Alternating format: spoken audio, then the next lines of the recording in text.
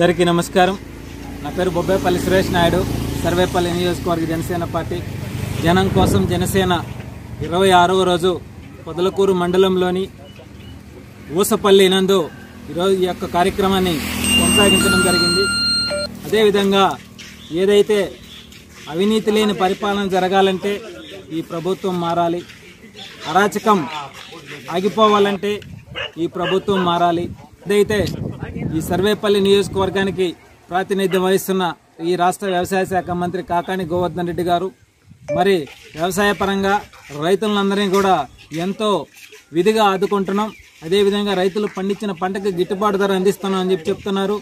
ఏదైతే ఈ పొదలకూరు మండలంలో నిమ్మ రైతులు ఎక్కువ శాతం ఉన్నారు.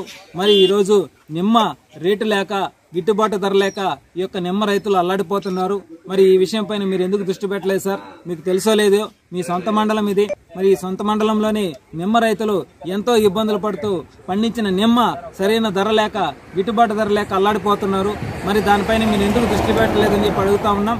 ఎందుకంటే మీరు లేస్తే మా అధినేత పవన్ కళ్యాణ్ గారి గురించి మాట్లాడుతున్నారో తప్ప రైతులను అన్ని విధాలు ఆదుకోవాలనేటువంటి విషయం మీకు ఇంకా తెలిసినట్లేదు.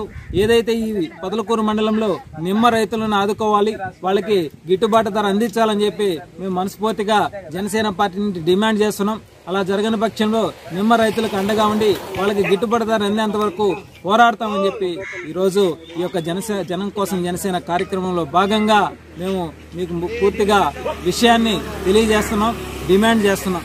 జై జనసేన, జై హింద్.